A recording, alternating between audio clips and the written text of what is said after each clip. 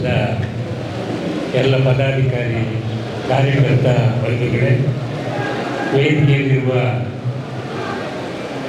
ಮಾಜಿ ರಾಜ್ಯಾಧ್ಯಕ್ಷರಾದ ರವಿಕೃಷ್ಣ ರೆಡ್ಡಿ ಅವರೇ, ಇವತ್ತಿನ ಅಧ್ಯಕ್ಷರಾದ ದೀಪಕ್ ಅವರೇ, ಕಾರ್ಯಾಧ್ಯಕ್ಷರಾದ ರಘು ಜಾಂಗೀರ್ ಅವರೇ, ಎಲ್ಲ ಉಪಾಧ್ಯಕ್ಷರೇ, ಜಿಲ್ಲಾಧ್ಯಕ್ಷರೇ, ಪ್ರೀತಿಯ ಬಂಧುಗಳೇ, ನಿಮ್ಮನ್ನೆಲ್ಲ ನೋಡಿದಾಗ ತುಂಬ ಸಂತೋಷ ಆಗುತ್ತೆ. ನಾನು ಕೂಡ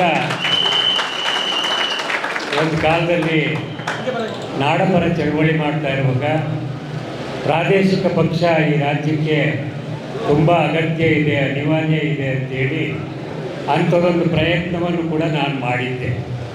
1999ರಲ್ಲಿ ಕನ್ನಡ ನಾಡು ಮುನ್ನಡೆ ಪಕ್ಷ ಅಂತೇಳಿ ಪಕ್ಷವನ್ನು ಜವರೇಗೌಡರನ್ನು ಮೈಸೂರಿನಿಂದ ಕರೆಸಿ ಉದ್ಘಾಟನೆ ಮಾಡಿಸಿದೆ. ಆದರೆ ಚಳವಳಿಯಲ್ಲಿ ಗೊತ್ತಲ್ಲ, ನಾಡಪರ ಚಳವಳಿಯಲ್ಲಿ ಆ ರೀತಿಯ ಸಹಕಾರ ಬೆಂಬಲ ಸಿಗದಲ್ಲೇ ಅಲ್ಲಿಗೆ ಸ್ಥಗಿತ ಆಯಿತು. ಆ ನೋವು ಇವತ್ತು ಕೂಡ ಕಾಡ್ತಾ ಇದೆ. ಆ ನೋವು ಕಾಡ್ತಿರುವ ಸಂದರ್ಭದಲ್ಲಿ ಇವತ್ತು ಒಂದು ತುಂಬ ಅತ್ಯಂತ ಪ್ರಾಮಾಣಿಕ, ಪರಿಶುದ್ಧವಾದ, ಹಾಗೆ ಭ್ರಷ್ಟಾಚಾರದ ವಿರುದ್ಧ ಒಂದು ರೀತಿಯ ದಂಗೆಯನ್ನೇ ಮಾಡುವ ಮತ್ತು ನಾಡಿಗೆ ಯಾವ ರೀತಿಯಲ್ಲಿ ಅನ್ಯಾಯ ಆದರೂ ಕೂಡ ಬೀದಿಗಿಳಿದು ಹೋರಾಟ ಮಾಡುವ ಒಂದು ರೀತಿಯ ಕೆಚ್ಚಿನ ಸೈನಿಕರಿರುವ ಕರ್ನಾಟಕ ರಾಷ್ಟ್ರ ಸಮಿತಿಯನ್ನು ಕಂಡಾಗ ಅವತ್ತಿನ ನನ್ನ ಕನಸು ಈಗ ಸಾಕಾರಗೊಳ್ತಾ ಇದೆ ಅಂತ ಅನಿಸ್ತದೆ. ಹಾಗಾಗಿ ನಿಮ್ಮೆಲ್ಲರ ಉತ್ಸಾಹ, ಅದರಲ್ಲೂ ರವಿಕೃಷ್ಣ ರೆಡ್ಡಿ ಅವರು 2 ಅವಧಿಗೆ ಅಧ್ಯಕ್ಷರಾಗಿ ಈ ಪಕ್ಷವನ್ನು ಇವತ್ತು 7 ವರ್ಷ ತುಂಬುವ ರೀತಿ ಈಗ ದೀಪಕ್ ಅವರು ಅಧ್ಯಕ್ಷರಾಗಿ ವಹಿಸಿಕೊಂಡು ಈ ಪಕ್ಷವನ್ನು ಮುನ್ನಡೆಸ್ತಾ ಇರೋದು, ಮತ್ತು ಜೊತೆಗೆ ಅನೇಕ ಎಲ್ಲ ಉಪಾಧ್ಯಕ್ಷರು, ಜಿಲ್ಲಾಧ್ಯಕ್ಷರು ಮುನ್ನಡೆಸ್ತಿರುವಂಥ ಈ ಕೆಲಸ ನಿಜಕ್ಕೂ ಖುಷಿ ಕೊಡುತ್ತೆ. ಈ ನಾಡಿಗೆ ತುಂಬ ಅಗತ್ಯವಾದ ಪಕ್ಷವಾಗಿ 7 ವರ್ಷಗಳನ್ನು ಒಂದು ಪಕ್ಷ ಕಟ್ಟಿ ಸಂಸದಿದೆಯಲ್ಲ, ಅದು ಸಾಧಾರಣವಾದ ಕೆಲಸ ಅಲ್ಲ.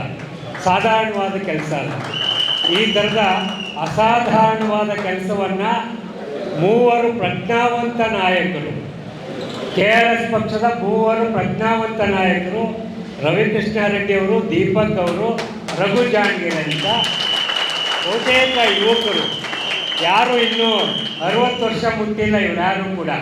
ಹಾಗಾಗಿ ಇವರ ಮೇಲೆ ನಿಮ್ಮ ದೊಡ್ಡ ಭರವಸೆ ಇದೆ. ಆ ಭರವಸೆಯಿಂದ ನೀವೆಲ್ಲರೂ ಇವರಿಗೆ ಬೆನ್ನಿಗೆ ನಿಂತು ಈ ಸಂಘಟನೆಯನ್ನು, ಸಂಸ್ಥೆಯನ್ನು, ಪಕ್ಷವನ್ನು ಕಟ್ಟೋದಕ್ಕೆ ಕೈ ಜೋಡಿಸಿದ್ರಲ್ಲ, ನೀವೆಲ್ಲರೂ ಈ ನಾಡ ಪ್ರೇಮಿಗಳಾಗಿ. ಹಾಗಾಗಿ ಇವತ್ತು KRS ಪಕ್ಷಕ್ಕೆ ನಿಮ್ಮನ್ನೆಲ್ಲ ನೋಡಿದಾಗ ಬೀದಿಯಲ್ಲಿ 3 ಕಿಲೋಮೀಟರ್ ಉದ್ದದ ಮೆರವಣಿಗೆಯಲ್ಲಿ ನೀವೆಲ್ಲ ಬಹಳ ಉತ್ಸಾಹದ ಚಿಲುಮೆಯಲ್ಲಿ ಬಂದಿದೆಯಲ್ಲ, ಈ ಪಕ್ಷಕ್ಕೆ ಭವಿಷ್ಯ ಇದೆ, ಈ ರಾಜ್ಯದಲ್ಲಿ ಭವಿಷ್ಯ ಇದೆ. ನಿಜಕ್ಕೂ ನೀವೆಲ್ಲ ಮನಸ್ಸು ಮಾಡಿದರೆ ನಿಮ್ಮ ನಾಯಕರು ಸ್ವಲ್ಪ ಮೈಚಳಿ ಬಿಟ್ಟು ಸಿದ್ಧಾಂತ, ತತ್ವ ಇವುಗಳನ್ನು ಬದಿಗಿಟ್ಟು ಮುಂದುವರೆದಿದ್ದರೆ ಬಹುಶಃ ಇಷ್ಟೊತ್ತಾಗಲೇ ಒಂದು 10-15 ಜನ ಶಾಸಕರು ಆಗ್ಬೋದಾಗಿತ್ತೇನು. ಆದರೆ ನಿಮ್ಮನ್ನೆಲ್ಲ ಅವರು ತತ್ವ ಸಿದ್ಧಾಂತಗಳಿಗೆ ಬದ್ಧರಾಗುವ ರೀತಿಯಲ್ಲಿ ಕಟ್ಟಾಕಿರೋದಿದೆಯಲ್ಲ, ಅದು ನಿಜವಾಗಿ ಇವತ್ತಿನ ಈ ಪಕ್ಷದ ಮೂಲ ಅಡಿಪಾಯ. ನಾನು ಆಗಲೇ ನಮ್ಮ ಗೆಳೆಯರಿಗೆ ಹೇಳಿದೆ, ಪಕ್ಷ ಹೇಗೆ ಮುನ್ನಡಿಬೋದು, ಪಕ್ಷ ಸಿದ್ಧಾಂತ ಮತ್ತು ತತ್ವವನ್ನು ಜೊತೆಯಲ್ಲಿಟ್ಕೊಂಡು ಅದನ್ನು ಕಾಪಾಡಿಕೊಂಡು ಕೂಡ ಬೇರೆ ಕೆಲಸ ಮಾಡುವ ಸಾಧ್ಯತೆಗಳಿದ್ದಾವೆ. ಅದು ನಿಮ್ಮ ಪಕ್ಷಕ್ಕೆ ಜನಪ್ರಿಯತೆಯನ್ನು ತಂದುಕೊಡುತ್ತೆ, ಕೀರ್ತಿಯನ್ನು ತಂದುಕೊಡುತ್ತೆ. ಅದು ಮುಂದಿನ ದಿನಗಳಲ್ಲಿ, ಮುಂದಿನ ಚುನಾವಣೆಯಲ್ಲೂ ಕೂಡ ಅದು ಭಾಳ ಉಪಯೋಗಕ್ಕೆ ಬರುತ್ತೆ ಅನ್ನುವ ಕಿವಿ ಮಾತನ್ನು ಕೂಡ ಹೇಳಿದೆ. ಹಾಗಾಗಿ ನೀವ್ಯಾರೂ ನಿರಾಶರಾಗಬೇಕಾಗಿಲ್ಲ. ನಿಮ್ಮ ಕೆಲವು ಯುವ ಮಿತ್ರರನ್ನು ನಾನು ನೋಡಿದೆ, ಇನ್ನೂ ಅವರು 18 ವರ್ಷ ತುಂಬಿಲ್ಲದ ಯುವಕರಿದ್ದಾರೆ. ಮತ್ತು ಭಾಳ ದೊಡ್ಡ ಯುವಶಕ್ತಿ ಇದೆ, ಮಧ್ಯಮ ವಯಸ್ಕರು. ಇಲ್ಲಿ ಒಬ್ಬರು ವೇದಿಕೆಯಲ್ಲಿ 60 ವರ್ಷ ದಾಟಿದ ಹಿರಿಯರು ಇದ್ದಾರೆ ಅಂತ ನಮಗೆ ರವಿಕೃಷ್ಣ ರೆಡ್ಡಿ ಅವರು ಹೇಳಿದ್ರು. ಹಾಗಾಗಿ ನಮ್ಮ ಗುರುಮೂರ್ತಿಯವರು, ಮೈಸೂರಿನಿಂದ ಬಂದಿರುವ ಗುರುಮೂರ್ತಿಯವರು, ಅದಕ್ಕೆ ಹೊರತಾಗಿ ಬಹುತೇಕ ನೀವೆಲ್ಲರೂ ಭಾಳ ಶಕ್ತಿವಂತರಿದ್ದೀರಿ, ಆಯಸ್ಸು ಆರೋಗ್ಯವನ್ನು ಇಟ್ಕೊಂಡಿರೋರಿದ್ದೀರಿ, ಕಾಪಾಡ್ಕೊಂಡಿರೋರಿದ್ದೀರಿ. ನೀವೆಲ್ಲರೂ ಈ ನಾಡಿನ ಮುಂದಿನ ದಿನದ ಭಾಳ ದೊಡ್ಡ ಶಕ್ತಿ ಆಗಬೇಕಾಗಿದೆ. ಭಾಳ ದೊಡ್ಡ ಶಕ್ತಿ ಗೊತ್ತಲ್ಲ ನಿಮಗೆ. ರಾಜಕಾರಣ ಹಾಳಾಗೋಗಿದೆ, ಪ್ರಾಮಾಣಿಕತೆಯನ್ನು ಬಿಟ್ಟವ್ರೆ, ಮತ್ತು ಶುದ್ಧ ಹಸ್ತ ಇಲ್ಲವೇ ಇಲ್ಲ, ಮತ್ತು ಲೂಟಿ ಕಾರ್ಯ ಇದೆಯಲ್ಲ ಭಾಳ ವ್ಯವಸ್ಥಿತವಾಗಿ ನಡ್ಕೊಂಡು ಹೋಗ್ತಾ ಇದೆ. ಯಾವ ಕಚೇರಿಯ ಬಹುತೇಕ ಅಧಿಕಾರಿಗಳು ನೌಕರರು ರೈತರನ್ನು, ಬಡವರನ್ನು, ದಲಿತರನ್ನು, ಮಹಿಳೆಯರನ್ನು, ಕಾರ್ಮಿಕರನ್ನು ಸುಲಿಗೆ ಮಾಡೋದಕ್ಕೆ ಸಿದ್ಧ ಆಗ್ಯವ್ರೆ. ಇಂಥ ವಿಷಮ ವಾತಾವರಣದ ಮಧ್ಯೆ ತತ್ವ ಸಿದ್ಧಾಂತಕ್ಕೆ ಬದ್ಧರಾಗಿ ಪಕ್ಷವನ್ನು ಕಟ್ಟೋದಿದೆಯಲ್ಲ, ಅದು ಭಾಳ ದೊಡ್ಡ ಸಾಹಸದ ಕೆಲಸ. ಅಂಥ ಸಾಹಸದ ಕೆಲಸವನ್ನು ಭಾಳ ನೀಟಾಗಿ ಈ 6 ವರ್ಷ 7 ವರ್ಷ ಮುನ್ನಡೆಸ್ಕೊಂಡು ಬಂದಿದ್ದೀರಲ್ಲ, ಇನ್ನು 7 ವರ್ಷದಲ್ಲಿ ಬಹುಶಃ ನನಗೆ ಅನಿಸುತ್ತೆ ಕನಸು ಕಟ್ತಾ ಇದ್ದೀನಿ. ನೀವೆಲ್ಲರೂ ವಿಧಾನಸೌಧ ಮೆಟ್ಟಲುಗಳ ಮೇಲೆ, ವಿಧಾನಸೌಧ ವಿಧಾನ ಮಂಡಲದಲ್ಲಿ ನೀವೆಲ್ಲರೂ ಪ್ರವೇಶ ಮಾಡಬೇಕಾಗಿದೆ. ಈ ನಾಡನ್ನು ಈ ಭ್ರಷ್ಟ ಮುಕ್ತ ನಾಡಾಗಿ ಮಾಡಬೇಕಾಗಿದೆ, ಲಂಚ ಮುಕ್ತ ನಾಡಾಗಿ ಮಾಡಬೇಕಾಗಿದೆ, ಹಸಿವು ಮುಕ್ತ. ಹಸಿವು ಭಾಳ ಜನ ಇವತ್ತು ಹಸಿವಿನಿಂದ ಸಾಯುವ ಸ್ಥಿತಿ ಇವತ್ತಿಗೂ ಕೂಡ ರಾಜ್ಯದಲ್ಲಿ, ದೇಶದಲ್ಲಿದೆ, ಇಲ್ಲ ಅಂತ ಹೇಳೋಕ್ಕಾಗಲ್ಲ. ಯಾಕೆಂದರೆ ಅನ್ನ ಬೆಳೆಯುವ ರೈತ ಇವತ್ತು ಆ ರೇಷನ್ ಅಂಗಡಿ ಮುಂದೆ, ಸೊಸೈಟಿ ಮುಂದೆ ಚೀಲ ಹಿಡ್ಕೊಂಡು, ರೇಷನ್ ಕಾರ್ಡ್ ಹಿಡ್ಕೊಂಡು, ಹಸಿರು ಕಾರ್ಡು, ಆಮೇಲೆ ಇನ್ನೊಂದು ಕಾರ್ಡು ಹಿಡ್ಕೊಂಡು ಅನ್ನ ಕೇಳುವ ಸ್ಥಿತಿ ಬಂದಿದೆ. ಹಾಗಾಗಿ ಮೊದಲು ನಮ್ಮ ರೈತರನ್ನು ಉಳಿಸ್ಬೇಕಾಗಿದೆ, ಕೃಷಿಯನ್ನು ಉಳಿಸ್ಬೇಕಾಗಿದೆ, ದಲಿತರನ್ನು ಕಾಪಾಡಬೇಕಾಗಿದೆ, ಮತ್ತು ಮಹಿಳೆಯರನ್ನು ಕಾಪಾಡಬೇಕಾಗಿದೆ. ಇಲ್ಲಿ ಮಹಿಳಾ ಮಣಿಗಳು ಭಾಳ ನಿಮಗೆ ಗೊತ್ತಲ್ಲ, ಇವತ್ತು ರಾಜಕೀಯ ಪಕ್ಷ, ಆಡಳಿತ ಪಕ್ಷ ಅಲ್ಲದವ್ರಿಗೆ ಕಿರುಕುಳ ಕೊಡುವ ಸಂಗತಿಗಳು ಅನೇಕ ಇದ್ದಾವೆ. ಪೊಲೀಸರನ್ನು ಬಿಟ್ಟು ಆ ಕಾರ್ಯಕರ್ತರನ್ನ, ಪದಾಧಿಕಾರಿಗಳನ್ನ ಕಿರುಕುಳ ಕೊಡುವ, ಮತ್ತು ಅವರಿಗೆ ಇನ್ನಿಲ್ಲದ ಸಂಕಟ ಕೊಡುವ, ಕೇಸ್ ಮಾಡುವ, ಜೈಲಿಗಟ್ಟುವ ಎಲ್ಲ ಪ್ರಕ್ರಿಯೆಗಳು ರಾಜ್ಯದ ಎಲ್ಲ ಭಾಗದಲ್ಲೂ ನಡೀತಾ ಇದ್ದಾವೆ. ಇವೆಲ್ಲವನ್ನು ನಾವು ಕಂಡಿದ್ದೀವಿ, ಜೈಲನ್ನು ಕಂಡಿದ್ದೀವಿ, ಕೇಸ್ ಹಾಕ್ಸ್ಕೊಂಡಿದ್ದೀವಿ, ಕೋರ್ಟ್ಗೆ ಅಲ್ದಿದ್ದೀವಿ, ಮತ್ತು ಎಲ್ಲ ಥರದ ಕಷ್ಟವನ್ನು ಅನುಭವಿಸಿರುವ ನನಗೆ ನಿಮ್ಮನ್ನೆಲ್ಲ ಕಂಡಾಗ, ನಿಮ್ಮ ಮಕ್ಕಳನ್ನು ಕಂಡಾಗ ಈ ನಾಡಿಗೊಂದು ದೊಡ್ಡ ಭವಿಷ್ಯ ಇದೆ, ಸಾಧ್ಯ ಇದೆ. ಆ ಸಾಧ್ಯವನ್ನು ನಾವು ತಪಸ್ಸಿನ ರೀತಿಯಲ್ಲಿ, ತಪಸ್ಸು 7 ವರ್ಷ ತಪಸ್ಸಾಗಿದೆ, ಇನ್ನೂ ತಪಸ್ಸು ಮಾಡೋದು ಬೇಡ, ಸೆಟದ್ ನಿಲ್ಲಬೇಕಾಗಿದೆ.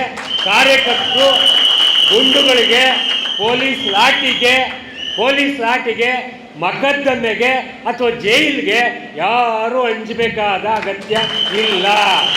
ಯಾಕೆ ಅಂದರೆ ನಮಗೂ ಕಾನೂನು ಗೊತ್ತಿದೆ, ನಮಗೂ ಪೊಲೀಸ್ ಏನು ಅಂತ ಗೊತ್ತಿದೆ, ಪೊಲೀಸ್ ವ್ಯವಸ್ಥೆಯಲ್ಲಿರುವ IPC ಸೆಕ್ಷನ್ಗಳು ಏನು ಅಂತ ಗೊತ್ತಿದೆ.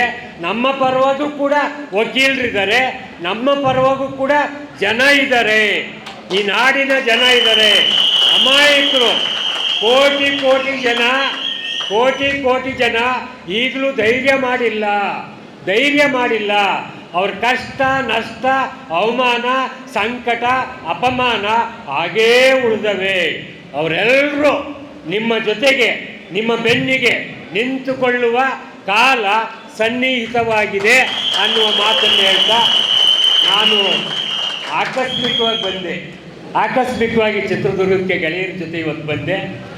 ಯಾಕೆ ಅಂದರೆ ನನಗೆ ಸಾಹಿತಿಗಳು, ಚಿಂತಕರು, ಹೋರಾಟಗಾರರು, ಕಲಾವಿದರು ಎಲ್ಲರೂ ಸೇರಿ ಮುಂದೆ ನಡೆಯುವ ಕನ್ನಡ ಸಾಹಿತ್ಯ ಪರಿಷತ್ತಿನ ಅಭ್ಯರ್ಥಿ ಆಗಬೇಕು ಅನ್ನುವ ಒಮ್ಮತದಿಂದ ನನ್ನನ್ನು ಆಯ್ಕೆ ಮಾಡವ್ರೆ. ಆ ಪ್ರಕ್ರಿಯೆಯಲ್ಲಿ ಭಾಗವಹಿಸಬೇಕು ಅಂತ ನಾನಿವತ್ತು ಈ ಕೋಟೆ ನಾಡಿಗೆ ಪ್ರವೇಶ ಮಾಡಿದೆ. ಮೊದಲನೇ ಪ್ರಚಾರದ ಪ್ರವೇಶ ಕೋಟೆ ನಾಡಿಗೆ. ಅಲ್ಲಿ ನಿಮ್ಮನ್ನೆಲ್ಲ ನೋಡಿ ಭಾಳ ಖುಷಿಯಾಯಿತು. ನಾನು 80-90ರ ದಶಕದಲ್ಲಿ 2000ವರೆಗೂ ಭಾಳ ಸಕ್ರಿಯವಾಗಿದ್ದೆ. ಭಾಳ ದೊಡ್ಡ ಸಂಘಟನೆಗಳನ್ನೆಲ್ಲ ಕಟ್ಟಿ ನನಗೆ ಸ್ವಲ್ಪ ವಿರಾಮ ಬೇಕು ಅಂತ ಅವರೇ ಬಯಸಿದ್ರು ಅಥವಾ ಅವ್ರ ಸ್ವಾರ್ಥ ಆ ಕೆಲಸ ಮಾಡ್ತೋ ಅಂತೂ ನಾನು 2001ರಿಂದ ಬಿಡುವು ಮಾಡಿಕೊಂಡು ಬರವಣಿಗೆಯಲ್ಲಿ ಸುಮಾರು ಒಂದು 40 ಕೃತಿಗಳನ್ನು ಬರೆದು ನಾನಿವತ್ತು ನಿಮ್ಮ ಮುಂದೆ ನಿಂತಿದ್ದೀನಿ. ಹಾಗಾಗಿ ದಯಮಾಡಿ ಯಾರು ಕೂಡ ಅಂಜುವ, ಅಳುಕುವ, ಮುಲಾಜ್ ನೋಡುವ, ಈ ನಾಡು ಕಟ್ಟುವ ಅಂಥ ಕೆಲಸದಲ್ಲಿ, ಈ ನಾಡಿಗೆ ಒಂದು ದಿಕ್ಕು ದೆಸೆಯನ್ನು ತೋರಿಸುವ ವಿಚಾರದಲ್ಲಿ ಯಾರೂ ಭಯ ಪಡಬೇಕಾಗಿಲ್ಲ. ನೀವೆಲ್ಲರೂ ಈ ನಾಡ ಮಕ್ಕಳು ಹಕ್ಕನ್ನು ಉಳ್ಳವರಾಗಿದ್ದೀರಿ. ಬದುಕುವ ಹಕ್ಕನ್ನು ಮತ್ತು ಅಧಿಕಾರ ಉಣ್ಣುವ ಹಕ್ಕನ್ನು ಕೂಡ ನಿಮ್ಮ ಪಾಲಿಗಿದೆ ಅನ್ನುವ ಮಾತನ್ನು ಹೇಳ್ತಾ KRS ಪಕ್ಷಕ್ಕೆ ಒಳ್ಳೆಯದಾಗಲಿ.